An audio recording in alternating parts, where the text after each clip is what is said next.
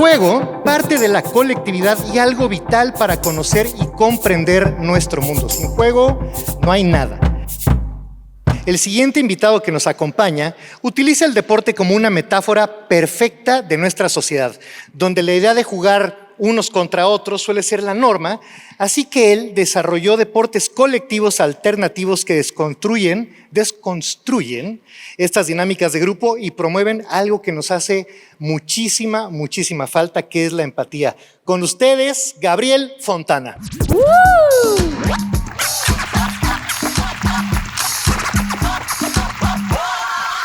Hola México, ¿qué tal? I'm so happy to be here today to explore with you how play can be an act of rebellion. And you know, for me this journey began actually with quite a sense of exclusion. Growing up as a queer person, I never really felt very welcome in any sport spaces, and I'm sure I was not the only one. When we think back of the sport class, I'm sure that many of us can remember this very specific moment, the team building process, you know, when maybe we were the last one to be picked up for the games due to our gender, sexual orientation, body shape, or even level of popularity in the class. I don't know what was your experience of sport at school, but you know, after talking with many people, I know that so many people still carry trauma from the sport class. I know that we all have felt the pressure to conform in these spaces, and therefore today I want to talk about how can we break free from that. Sport is, our experience in sport spaces are often shaped, I feel, by wider societal structures, and therefore I do believe that, you know, as designers, we have actually quite a huge social responsibility in that. I believe that our role is not just about crafting objects or spaces, but it's also about challenging those norms, behaviors, and values. And so, with this in mind, my work is centered around this quite intriguing challenge of redesigning sports. And here, I'm not talking about redesigning sports only from an aesthetical or athletic perspective, but actually really from a social perspective, which basically means for me investigating how sport can be reinvented to become more inclusive, reflective, and transformative for society. So let's delve into that journey. So first of all, I find it quite interesting that when we look at the history of sports, what we can see is that traditional team sports has never really evolved since the first modern Olympic Games in 1896, you know, when we think about soccer, basketball, handballs, all these traditional team sport games were standardized in the 19th centuries, but never really changed. While on the other hand, our society had experienced constant social changes, evolutions, revolutions, and so on. And therefore, I do believe that these sports are still reproducing some quite conservative values, you know, coming from this very old society. And so for me, this raises actually many interesting questions. First of all, why are we still playing the same games for centuries and centuries, you know? Is sport immovable and not open to change? Of course, there is innovation in sport, but it's always about technical innovation or material innovation. But today, what I want to talk about, it's about social innovation, and mainly bring these questions of how can we make sport practices evolve to support societal changes. I do believe that sport games play quite an important role in constructing identities and the way of how we learn social norms and values. I mean, you know, especially when we think that when we were kids, we had the sport class on a weekly basis at school. And we do take so much for granted the games we play and the values they promote. But at the end, what we see is that these values are not neutral and often contribute actually to the reproductions of different forms of exclusions related to gender, sexisms, racisms, and ableisms. Some elements are quite predominant in the game we play. First of all, all the traditional team sports are based on this very binary structure of always one group against another one. Quite a metaphor for many things in society, which reinforce a sense of dominations and competitions, where we always have one winner versus one loser, another binary. And also the whole gender oppositions. I mean, like in many European schools today, boys and girls are still divided to play physical activity. And finally, also the notion of toxic masculinity, which unfortunately is still quite predominant in the game we play. I do believe that all these assumptions not only affect our bodies, but also actually will influence and shape our modern thinking and interacting with others throughout our lives. And so to investigate this further, I developed a research for the city of Rotterdam during 3 years, where I collaborated together with schools to investigate how we could make the sport class more inclusive for the kids. What a big challenge. And during my time with the schools, I came to realize that still many kids experience the sport class as a very hostile and unsafe environment. And indeed, diverse research shows that children with disability, overweight children, queer kids, and just girls in general tend to feel excluded, bullied, and marginalized in many ways in sports. And what we see is that this experience of exclusions has an impact that extends far beyond the boundaries of the class and can really become, actually a huge obstacle in a kid's personal and social development.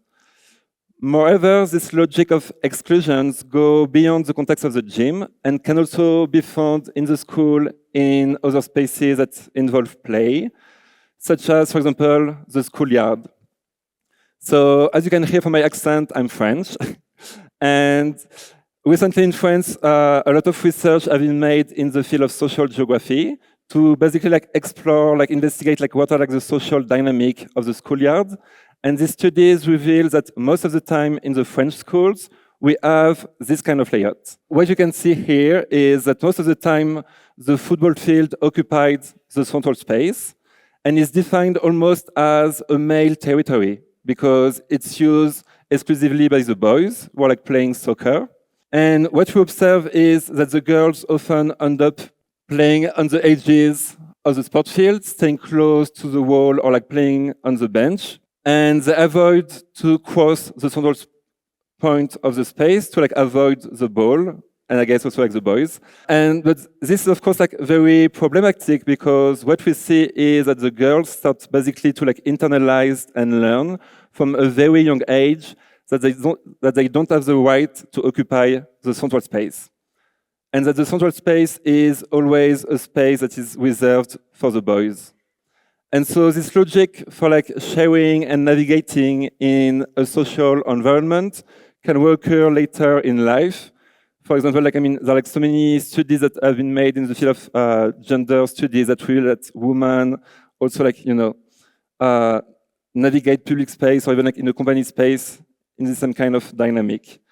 And so in response to this, I have been developing together with the schools a new alternative team sport games that deconstruct group dynamics and promote empathy, and I would say a new kind of team spirit. So the game is called Multiform, in opposition to Uniform, and I will show you now the video of the game. Bonjour à tous, bienvenue sur le terrain du jeu Multiforme. Du coup, aujourd'hui, j'aimerais vous proposer de jouer ce jeu de ballon dont le but est de défendre le goal de vos équipes et d'attaquer les goals de vos adversaires. Pour cela, cependant, vos coéquipiers vont changer durant le jeu, parce qu'à chaque coup de sifflet, vous serez invité à transformer votre uniforme. Pour commencer le jeu, j'aimerais vous inviter à ouvrir vos pochettes pour découvrir votre première équipe. So it's a game that is played in a format involving 3 different teams, all within this idea of challenging the binary system of sports. So there's the light blue team, the white team, and the dark blue team.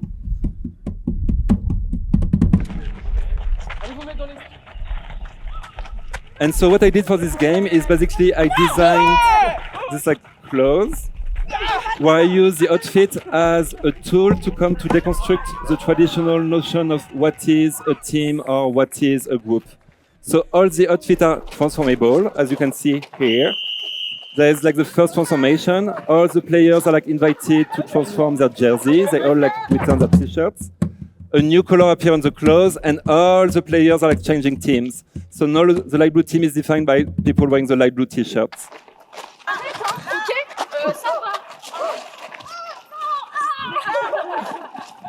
And again, a new transformations. So each time a new color appears on your outfits, you're like relocated in a new team. And so in this way, the body becomes a real colored patchwork, going from a uniform to a multiform. But of course, it starts to become confusing for people as well. As we can see here, they're like, are we still playing together? No, I'm not sure. And then like, whoop, again, a new transformation. So for me, it was also this idea of thinking of how could I use disorientation or like creating this kind of confusion as a design strategy to force the players to collaborate during the game by doing what we usually understand as, like a mistake. For example, like what does happen when you pass the ball to someone who was actually not in your team. But also in this way, like the game kind of reinvents sport more as like a reflective activity and not only as a physical one, because here in the game, you constantly have to like question yourself, like in which team do you belong to? And like what is also your role within this group?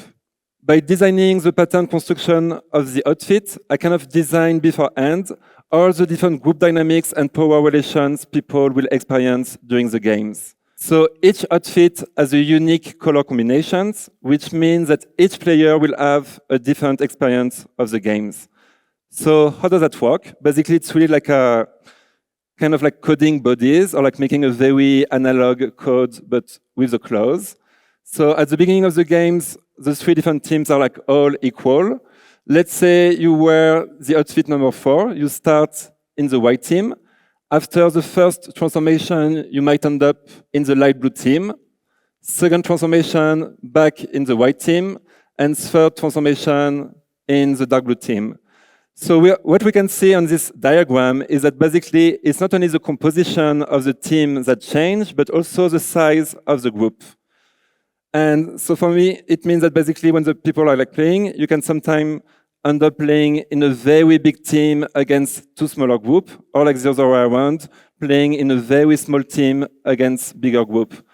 So for me, it was also this idea of thinking of, like what does happen when we actually like perform the role of a minority in the game? Like how do we feel and how do we might also have to change or like adapt our strategy? We can think that it's more difficult to play in a small groups, and like the kids always get very frustrated when they realize that they're like in a small team. But actually, it's way easier because it's easier to like organize yourself collectively with your team in a way. And so in this way, you're like playing in a game where your opponents and your allies and teammates are like constantly changing. And so the game stimulates empathy by allowing the players to relate to various people, roles, and groups at different times during the games. When we talk about empathy, we talk about our ability to put ourselves in the shoes of someone else, where here in the games, you literally at one point like end up wearing the clothes of the person who was your enemy just before. So you're just invited to take on all this different perspective. And so in my work, it's not only the act of playing that is important, but also the act of coming together to discuss and reflect the different ideas inherent in the games. So after playing the games, the kids come together to discuss how do we define actually a teams? What is the difference between a group and a community? We're also going to discuss about gender identities, what is a minority, what are like processes of inclusion, exclusions, and so on. But what we do is that basically we use the vocabulary of sport as a metaphor to address these wider social structures. And so by allowing people to perform multiple and fluid identities, the games open up spaces for like experimentation, play, and collective reflection that challenge fixed categories. And I like to say that I position this game as a form of queer pedagogies in the way that the game teaches how to deal with more than a binary experience of the games by bringing back some more like complexity to sports games that tend to like oversimplify the social world. And so before I conclude, I just want to mention that we had the amazing opportunity to actually present Multiform just 2 months ago. in Paris in the context of the Olympic Games. And for us, yes! And for us, it was such a, an amazing opportunity to be able to present this new sport in a platform as the Olympics, just to show how by redesigning sport we can actually redesign society. And so to conclude, the multiform project in a way makes it the case for how play can play a role in the development of self-awareness, empowerment, and inclusiveness in school context and beyond, where sports serves as the perfect metaphor of a playing field for new social possibilities. Thank you so much. Thank you very much, Gabriel. Thank you very much, Gabriel. No, but stay. Stay with us a little bit. Don't leave. Well, we have a lot of questions, obviously, but we don't have that much time. So, I am very curious, as you already mentioned, stuff related to indumentary identity, all that stuff. I mean, have you ever been interested or already tried the game in a non-Western multicultural context? I asking you this because I used to work in a indigenous Zapotec community, and it's interesting to me. Yeah, I mean, I will be so curious, and I just arrived to Mexico 10 days ago. And I wish I would have more opportunities to play, but I think games are such an amazing sociological tools in a way, because I can really think that I can also reveal the wider social context. So I can really imagine that people playing, let's say in France or in Mexico, will have a totally different response to the games. Yes, I understand. So, I mean, it was very joyful. Do you have another question? I was just thinking about how sports haven't changed. You should see our ball game here in Mexico City before we were in Mexico, man. The winner was killed. So I think they have changed a little bit. Gabriel, thank you very much for being with us today. Un aplauso muy grande para Gabriel Fontana, por favor.